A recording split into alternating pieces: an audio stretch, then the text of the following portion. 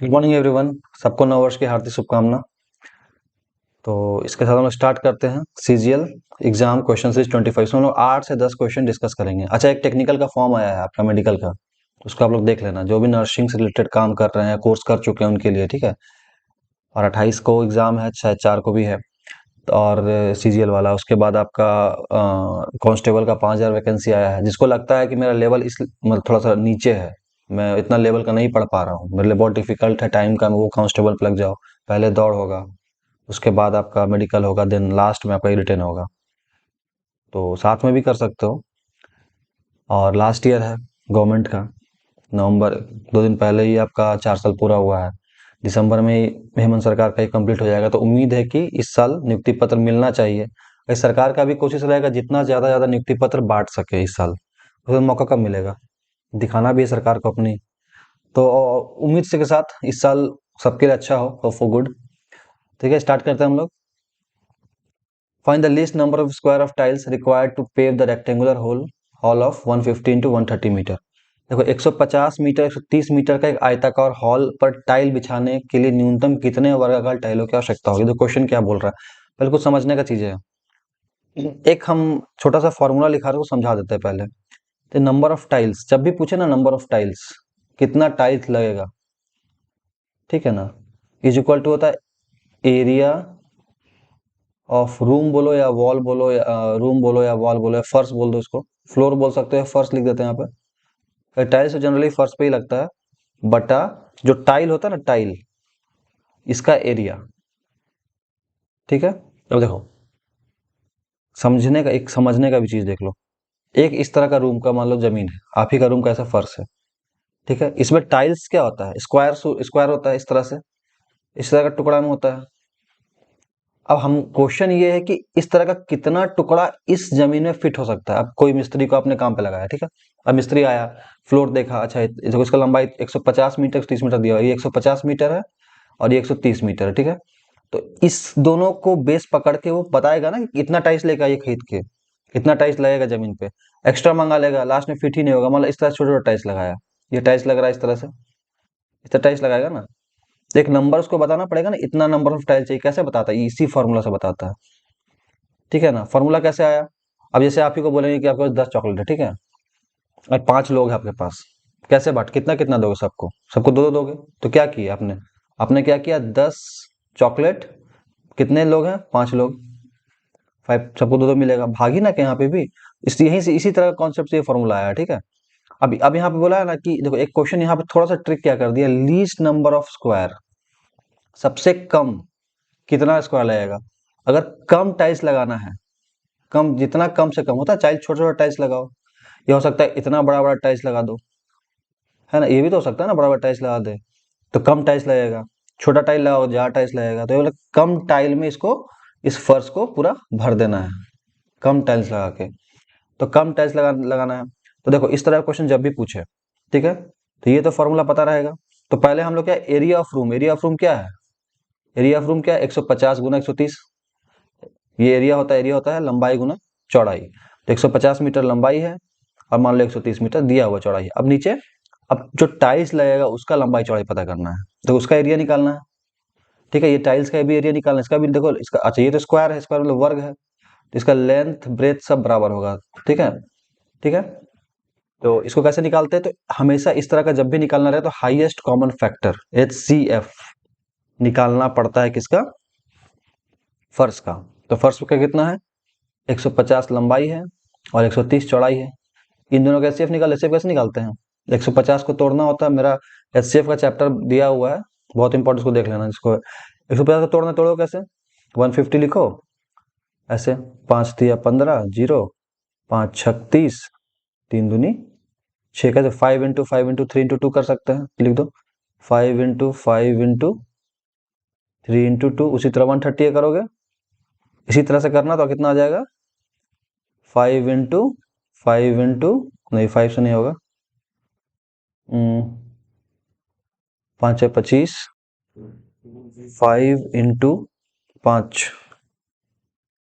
5 into 2 into 13 करके देखना, आ जाएगा, ही आएगा, ठीक है। 5 into 2 into 13, इसमें जो कॉमन को निकाल दो, ये कॉमन है, 5 कॉमन है और एक को 2 कॉमन है दोनों में, जो कॉमन निकल जाता है तो 5 को निकल गया, यहाँ से 2 निकल गया, 5 2 कितना हो गया 10।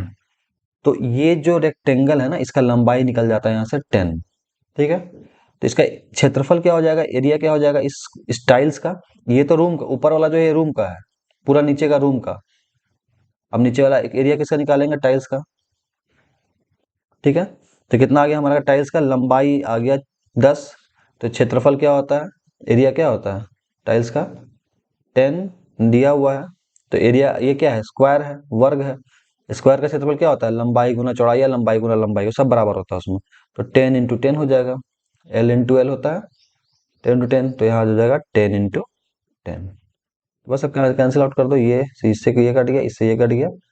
15 × 13 कितना हो जाएगा, 190, 45, 150, हाँ 195 हो जाएगा। ठीक है, ये हो जाएगा आपका आंसर। तो सिंपल क्या करना है, कोई भी इस तरह नंबर ऑफ टाइल्स की एक जमीन है मेरे घर पे, उसमें टाइल्स बिछाना है, छोटा छोटा या बड़ा बड़ा जो भी है। तो क्या करना है, सिंपल एरिया, जमीन का पहले एरिया निकाल लेना है, लंबाई गुना चौड़ाई। हमने निकाल लिया 150 गुना 130। और फिर निकालना है टाइल्स, छोटा टुकड़ा उसका लंबाई गुना चौड़ाई। तो उसका लंबाई चौड़ाई बराबर था 10, निकाले हम लोग SCF से, लिस्ट नंबर दिया है इसलिए। लिस्ट नंबर नहीं देता, अगर देता टाइल्स का लंबाई देता 5 इंटू, देता 5 × 5। ठीक है, इस तरह दे देता, तो सिंपल यहाँ पे 5 × 5 लिख देते हैं, इसको निकालने का जरूरत ही नहीं पड़ता। बस यही कॉन्सेप्ट था। ठीक है, चलो नेक्स्ट क्वेश्चन देखते हैं हम। If corresponding sides of two similar triangle are in the ratio of 16:9, then what is the ratio of its area? यदि दो समरूप त्रिभुज की दो संगत भुजाओं का अनुपात 16:9 है, तो उनके क्षेत्रफल का अनुपात क्या होगा। तो देखो एक कॉन्सेप्ट, सिमिलर ट्रायंगल क्या होता है, मान लो इस तरह का एक ट्रायंगल है आपके पास, और सेम इसी तरह का छोटा ट्रायंगल है। ये दोनों सिमिलर सिमिलर कहलाते हैं, मतलब बराबर नहीं होंगे, ये 10 तो ये 10 नहीं होगा, रेशियो इक्वल होगा। समझ लो इसी का एक छोटा सा रूप है, एकदम मतलब चीज एक ही है दोनों, समझ लो सिमिलर का। अब मैं टेक्निकल नहीं जा रहा हूँ, मैं ज़्यादा टर्म पे नहीं जाऊंगा। जिस तरह का ये फिगर है, यही सेम चीज यही है, इसी तरह का है, इसी एंगल में देखो, देखने में एक जैसा लग रहा है। बस इतना ही जान लो, अभी मैं नहीं जाऊंगा कि साइड साइड एंगल, इस सब पे मैं नहीं जा रहा, बता रहा हूँ जनरल चीज। तो इसका एक बेसिक कॉन्सेप्ट होता है, इसका जो लंबाई होता है ना, इसका लंबाई, इसका रेशियो इक्वल होगा। एंगल का भी रेशियो इक्वल हो सकता है, होता है उसमें बहुत सारा होता है, सेस और साइड साइड साइड, उस पर अभी मैं नहीं जाऊंगा, बस इतना ही जान लो। इस तरह क्वेश्चन डायरेक्ट पूछेगा, उसको डायरेक्ट बनाना है। तो इसका थोड़ा सा मैं बताता हूँ, देखो इसका साइड मान लो ये 10 रहेगा, ठीक है, और ये 15 है, ये बड़ा है ना, इसको मान लो 15 नहीं कर दो, इसको मान लो 20 कर दो। ठीक है, तो इसको इसको इसका मान लो आपका 5 है, इसका 10 है। ठीक है, इसका लंबाई 5, इसका 10। ठीक है, नीचे वाला कर दो, इसको काटोगे तो क्या हो जाएगा, इसको काटोगे 5 1 जा 5, 5 2 जा 10, इसको भी काटोगे तो 10 1 जा 10, 10 2 जा 20। ये 1:2 का रेशियो में आ गया, देखो तो दोनों इक्वल हो गया। इसी तरह से इसको बोलते हैं समरूप या सिमिलर ट्रायंगल। इसमें लेकिन इसमें एंगल का भी कुछ कुछ रोल होता है, उतना डीप नहीं जाएंगे अभी। ठीक है, फिलहाल जो क्वेश्चन जो पूछता है उस पर आ रहा है। तो इसका जो सिंपल थ्योरी है, अगर ये दिया हुआ है आपको, कितना दिया हुआ है 16, एक ट्रायंगल का 16 दिया हुआ है, इसी तरह सामने वाला संगत भुजा, मतलब इसके जस्ट इसके जैसे ये है, इसके सामने क्या है, ये वाला है, ये 16 दिया हुआ है, ये कितना दिया हुआ है 9 दिया हुआ है। तो इसका क्षेत्रफल क्या होता है, इसका स्क्वायर होता है। इसको एकदम स्क्वायर, डबल स्क्वायर कर देना है।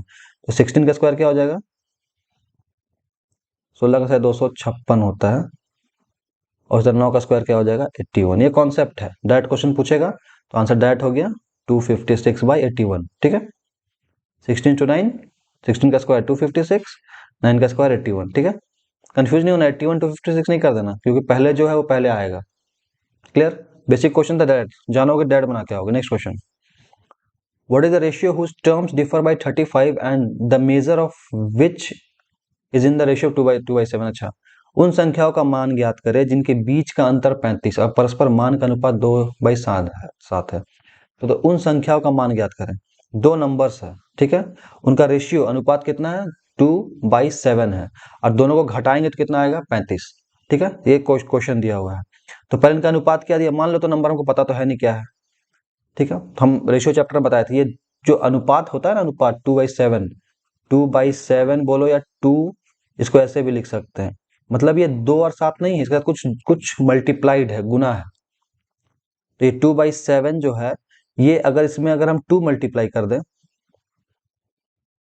तो कितना आ जाएगा, 2 2 जा 4, 7 2 जा 14 आ जाएगा। इसमें 3 मल्टीप्लाई कर दे तो कितना आ जाएगा, 2 3 6, 7 21, ये आ जाएगा। बट हमको पता नहीं कितना मल्टीप्लाई करना है, 2 और 7 केवल दिया हुआ है, तो हम लोग करना क्या है, चुपचाप से 2 के साथ क्या मल्टीप्लाई पता नहीं, नंबर सेम मल्टीप्लाई होगा, उसी तरह 7 के साथ क्या मल्टीप्लाई है पता नहीं, ऐसे लिख देते हैं। मान लेते हैं इसमें x मल्टीप्लाई, इसमें भी x मल्टीप्लाई है, हमेशा सेम होगा, अगर 2 तो 2, 3 तो 3, ये होता है वैल्यू। ठीक है, अब अंतर तो दोनों का दिया हुआ 35, तो सिंपल है, अंतर दिया, इस दोनों का अंतर क्या दिया, 35 दिया हुआ है दोनों नंबर का, तो लिख दो 7x माइनस 2x बराबर 35, क्योंकि हमेशा बड़ा से छोटा घटेगा ना, छोटा से बड़ा नहीं घटेगा।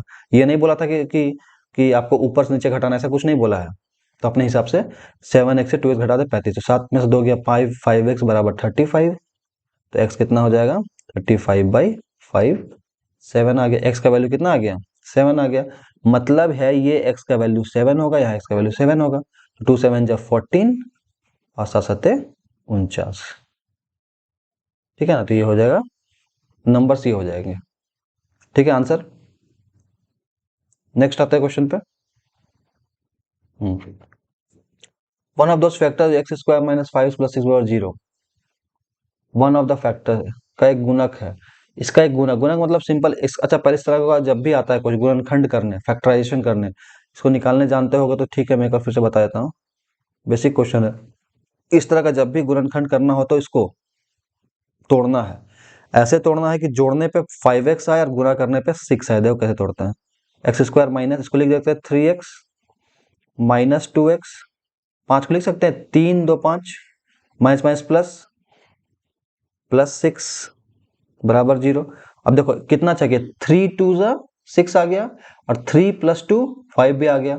इस तरह से तोड़ना सीखना, इसको फैक्टराइजेशन बोलते हैं। ठीक है, अब इसमें इसमें इन दोनों में कॉमन ले लो, क्या कॉमन है, इसमें x, इसमें भी x, x कॉमन ले लिए, और यहाँ पे क्या बच गया कॉमन, x बच गया, -3, यहाँ से x यहाँ कॉमन ले लिए, उस तरह यहाँ से लो -2, यहाँ का बच जाएगा x प्लस 3 की जगह -3, करके देखो -2x -3, 2 3 6 आ जाएगा, माइनस माइनस प्लस आ जाएगा। ठीक है, अब सिंपल दो गुणनखंड आ गया, x माइनस 2 आ गया, इसको इसको ले लो x माइनस 2 और x माइनस 3 दोनों में कॉमन था, ऐसे नहीं जानते हो सीख लो, ऐसे ही टूटता है। x माइनस 2 कहाँ से, ये x और ये -2 यहाँ लिखा गया, और x माइनस 3 दोनों में कॉमन था, ऐसे लिखा गया, बस इतना ही जान लो बस। तो इसमें से देख लो, बस ये दोनों दो गुणनखंड है, दो गुणक है, तो आंसर क्या हो जाएगा, देखो इसमें x माइनस 2 है, कहीं पे नहीं है, x माइनस 3 है थर्ड वाला, तो ये आंसर हो जाएगा। ठीक है, नेक्स्ट, इफ a बाई 3 बराबर b बाई 4 बस c by 5 then a plus b plus c by b is equal, ये भी बात बताया हूँ पहले।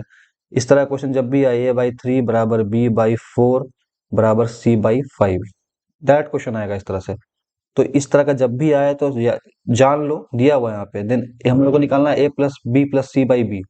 तो a का वैल्यू क्या हो गया, a बराबर 3 होता है, b बराबर 4 होता है, c बराबर 5 होता है, क्योंकि जो a है ना उसके नीचे अगर रहेगा तो वही उसका वैल्यू हो जाएगा, बराबर b के नीचे वही वैल्यू, c के नीचे वही वैल्यू हो जाएगा। कभी कभी ऐसा देता है 3a बराबर 4b बराबर 5c, अब यहाँ से abc निकालने में दिक्कत हो जाएगा, तो हम लोग क्या करना है, 3 4 5 का एल्सियम ले लेना है। एल्सियम कितना होगा, 5 4 3 का 15, 30, 30 भी नहीं होगा, 3 चौके 12 भी नहीं होगा, 60 तो होगा, 60 के लगभग होगा, 60 मान लेते हैं, तो सबको 60 से भाग दे देना है। जो 3 4 और 5 का एल्सियम निकाल देना, जो आएगा उसको 60 से भाग दे देना।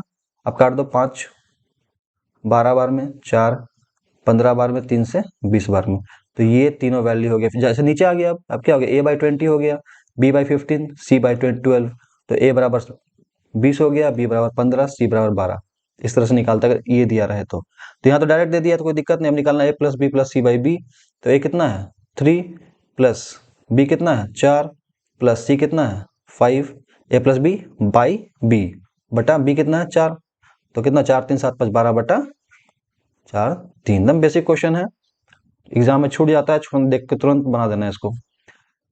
चलो अगला क्वेश्चन टाइम एंड वर्क से। Amit can finish a work in 24 days, Sumit in 9 days and Lalit in 12 days। Sumit and Lalit started the work and left after 3 days। अच्छा, how much time would Amit take to do the remaining work. ये अच्छा question. देखो अमित किसी कार्य को 24 दिन में पूरा कर सकता है। देखो अमित लिखते जाओ, अमित कितने दिन में करता है, 24 दिन में, सुमित 9 दिन में, और ललित 12 दिन में से लिख लिया करो हमेशा। सुमित और ललित कार्य करना आरंभ करते हैं 3 दिन के बाद छोड़ देते हैं, मतलब सुमित और ललित काम स्टार्ट करेगा 3 दिन तक काम करेगा, ठीक है। तो एक दिन का काम कैसे निकालते हैं, दोनों का एक दिन का काम, ये जो लिखा हुआ है मैं बताया हूँ पहले, इसको मैं एकदम थोड़ा ज्यादा मैं डीप नहीं जाऊंगा, ऊपर ऊपर मैं बता रहा हूँ, ठीक से ध्यान रखना। सुमित का एक दिन का काम होगा 1/9 होता है, एक दिन का काम, पूरा काम 9 दिन में, एक एक दिन में कितना 1/9 काम करेगा, प्लस ललित एक दिन में कितना काम करेगा 1/12। अब दोनों मिल के 3 दिन तक काम किया है, तो पहले दोनों मिल के काम किया, पहला दिन ये अपना इतना काम किया, अपना इतना कैपेसिटी से काम किया, ये अपना कैपेसिटी से, दोनों मिल के एक दिन कितना काम किया पहले निकाल लेते हैं। 12 और 9 कैल्सियम क्या हो जाएगा, 12 9 कितना हो जाएगा कैल्सियम, 12 9 108, 12 9 108 मतलब 9 चौक 36 हो जाएगा इसका कैल्सियम का, निकाल के देखना 36, 12 9 का 36 हो जाएगा, 9 चौके 36 प्लस 12 3 36 मतलब 7/36 काम दोनों मिलके एक दिन में किया है, एक दिन में इतना काम खत्म हो गया 7/36। हम लोग को अल्टीमेटली कहाँ पहुंचना होता है, 36/36 पे पहुंचना होता है, मतलब काटे कितना हो जाता है 1, टोटल काम होता है 1, या टोटल काम कितना होता है 1 होता है, याद रखना। अब 7/36 काम हो गया एक दिन में, दोनों मिलके किया, कौन, एस और एल।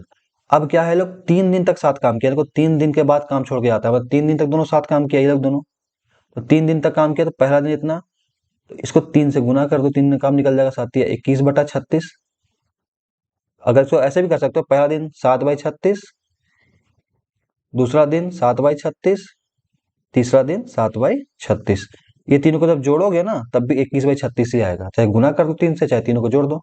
डे 1 का काम हो गया, डे 2 का काम हो गया, डे 3 का काम हो गया, तीन का काम हो गया, 21/36 काम बच के हो गया। इतना काम तीन ये दोनों मिलके कंप्लीट कर चुका है एस और एल, ठीक है।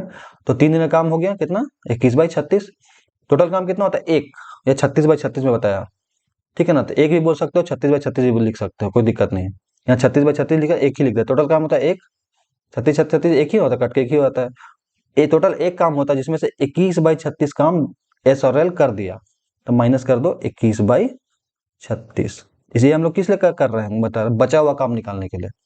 तो एलसीएम कितना हो जाएगा 36, 36 इंटू 1 है 36, 1 36 माइनस 21 कितना आ जाएगा 15/36। एलसीएम कैसे होता है, ये 1 से 36 को भागो 36, 36 गुना 1 36, माइनस 36 को 36 से भाग के एक बार में कटेगा, फिर 21 से इंटू के लिए 21, तो 15/36 काम, ये बचा हुआ काम, ये बचा हुआ काम। अब देखो अमित को बचे हुए काम पूर्ण करने में कितना समय लगेगा। अब ये दोनों 3 दिन तक काम करके, मतलब 21/36 काम करके चल गया, अब 15/36 काम छोड़ के चल गया, बचा हुआ काम है। अब ये काम कौन करेगा, अमित करेगा, तो सिंपल अमित का काम निकाल देते हैं। तो सिंपल जब भी आएगा इस तरह क्वेश्चन, जब भी आए समय जितना टाइम लगेगा अमित को करने में, जब भी आए तो बेसिक बताते हैं इसको। तो अब हम एक एक नियम से भी न्यूट्री मेथड से ही बता सकते हैं, बट वैसे नहीं बता रहे, डायरेक्ट बता रहे हैं। तो सिंपल लिखना है यहाँ पे, बचा हुआ काम, बचा काम बट्टा जो भी करेगा, जो भी कर रहा है, कम से अमित कर रहा है, अमित का एक दिन का काम, ठीक है। अब देखो बचा हुआ काम कितना है 15/36 बटा अमित का एक दिन का काम कितना है, टोटल 24 दिन में काम करता है, एक दिन में कितना हो गया 1/24, बटा कर दो 1/24, ठीक है। तो बराबर होगा 15/36 गुना 1/24। ये देखो ये 36 नीचे आता है, एक ही, ये नीचे वाला ऊपर चला आता है, तो कर दो 12 दूनी 24, 12 तिया 36, 3 पचे 15, 5 दूनी 10, मतलब 10 दिन में बचा हुआ काम को अमित को बचे हुए काम को पूर्ण करने में कितना समय लगेगा, तो 10 दिन लगेगा, तो आंसर हो जाएगा 10 दिन। और ये पूछ देता अगर पूरा काम करने में कितना समय लगेगा, तो 10 दिन अमित को प्लस 3 दिन एस और एल करके गया था, तो 13 दिन हो जाता। तो थोड़ा ध्यान देना, क्वेश्चन में पूछ के आ रहा है, ठीक है। ये एक क्वेश्चन था, ये सिंपल क्या करना है, एस और एल का एक दिन दोनों मिलके एक दिन में कितना काम करता है वो पता करना है, फिर 3 दिन तक काम छोड़ के गया, तो 3 दिन तक साथ में काम किया, 3 दिन का काम निकाल दिया, यहाँ से 3 दिन का काम निकल गया, कितना काम बचा, तो टोटल काम में से घटा दिए, 15/36 काम बचा, ये कौन करेगा, अमित करेगा। तो ये 15/36 बटा अमित का जो एफिशिएंसी था उसको रख के हम लोग ने 10 दिन आंसर निकाल लिया, ठीक है। चलो next question, the value of 68। अभी जिस तरह क्वेश्चन है बेसिक, अब कुछ लोग क्या करेंगे, इसका स्क्वायर निकालेंगे ऐसे, इसका कुछ नहीं, वैल्यू निकालना है बस। 68.237 को फिर स्क्वायर है तो इसको गुणा करेंगे 68.237 से, फिर ऐसे करके गुना करेंगे। तो ये सब नहीं करना है, सिंपल होता है ये फॉर्मूला। किस बेस पे, ये मान लो ए है, ये बी है, तो सॉरी ये क्या लिखा हुआ है, ए स्क्वायर माइनस ये क्या है बी, तो बी स्क्वायर लिख देना है। A square minus B square formula क्या होता है, ए प्लस बी और ए माइनस बी। तो यहाँ पे ए क्या है 68 पॉइंट, ए का वैल्यू क्या दिया हुआ है, ये ए है, ठीक है 68.237 और बी का वैल्यू ये है, तो सिंपल ए प्लस बी कर देना। 68.237 सॉरी यहाँ प्लस हो जाएगा, ए प्लस बी, ये प्लस है, ठीक है, बी कितना हो जाएगा 31.763, बीच में कुछ नहीं मतलब गुना है, ए माइनस बी, ए कितना है 68.237 माइनस बी कितना है वही सेम 31.763, बस हो गया। इसको इसको जोड़ोगे तो देखना इस तरह क्वेश्चन जब भी आता है कुछ ऐसा आएगा, 68 और 31 कितना होता है 99 होता है, और देखो 763,237 एक होता है 99 और 100, जोड़ के देखना ये 100 हो गया इनटू, अब इसको घटाना होगा, माइनस कर दो 68.237 माइनस 31.763, 7 में से 3 गया 4, 3 में से 6 गया 7, 1 में से 7 गया 4 पॉइंट, 7 में से 1 गया 6, 6 में से 3 गया 3, 36.474, तो बस को मल्टीप्लाई कर दोगे तो ये इधर है 2 इधर शिफ्ट हो जाएगा, जानते हो ना, अगर किसी जो 100 से मल्टीप्लाई करेंगे तो ये जो पॉइंट है ना 2 जीरो है, तो एक इधर 2 खिसक जाएगा, तो आंसर क्या 3647 पॉइंट हो जाएगा आंसर। दिक्कत होता है तो इसको ऐसे हटा के, बटा 3 है तो 1 2 3 कर दो, इसको इसको काट दो, इसको इसको काट दो, फिर यहाँ पे 1 10 है तो यहाँ पॉइंट लग जाएगा। वही बात है, अपना तरीका से निकाल लेना, ठीक है। इस तरह क्वेश्चन बस बता दिया मैं, काम आता है। अगला question, the value of a machine depreciates at the rate of 10% per year, 10% हर साल डिप्रिशिएट मतलब घटता है, कम होता है। If the present value is ₹65610, what is the value of machine 4 years अगो, 4 साल पहले क्या वैल्यू था। क्वेश्चन बोल रहा है एक मशीन का मूल्य हर साल 10% घट जाता है। आज 100 रुपया था तो अगले साल कितना हो जाएगा, 10% घटने मतलब 100 का 10% कितना होता है 10 होता है। इस साल 100 है, अगले साल कितना हो जाएगा 90, उसके अगले साल क्या हो जाएगा 90 का 10% 9 मतलब 81 रुपया हो जाएगा।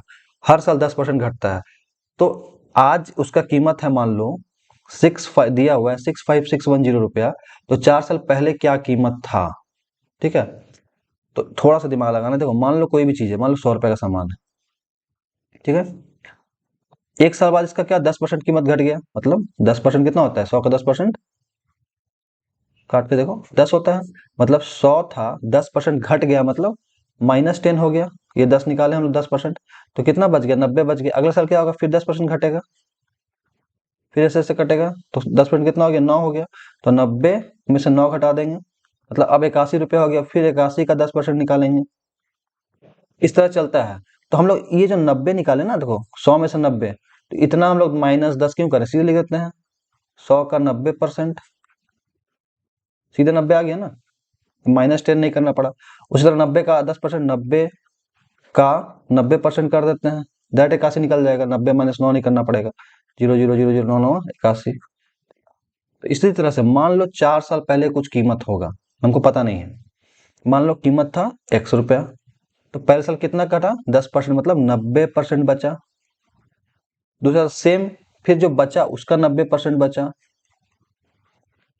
तीसरा साल फिर 90% बचा, चौथा साल फिर 90% बचा, और 4 साल के बाद ये लास्ट कीमत ये बचा, यही कीमत दे दिया हम लोग को 65610। नहीं समझ में आया फिर से बताते हैं, मैं एक छोटा सा बेसिक कॉन्सेप्ट दिया। जैसे देखो 100 से हम लोग 81 पहुंचे थे, कैसे पहुंचे थे 100 का 90% इंटू 90%, देखो 81 डायरेक्ट पहुंच जाएंगे, 0 0 100 से 100 कट गया 0 0 0 0 9 9 81, तो दो बार नहीं करना पड़ा ना, फिर 100 का 90, फिर 90 का 10%। इसी तरह से यहाँ से भी कुछ रुपया था, x रुपया था, पहले 90% हुआ 10% घटा, फिर अगले साल पहला साल में 10% घटा, फिर दूसरा साल फिर 10%, तीसरा साल फिर 10%, चौथा साल फिर 10%। मतलब ये जो चौथा साल का था, इसके बाद कितना बच जा रहा है, 65610 दिया हुआ है। इस तरह से हम लोग लिखेंगे, लिखने थोड़ा सीख जाओ, काम हो जाएगा। ठीक है, अब काट दो, सिंपल सा चीज काटना है, स्कोर क्या काटना, कोई बड़ा चीज है नहीं। एक दो, एक दो, एक एक, और ये एक को यहाँ से यहाँ काट दो।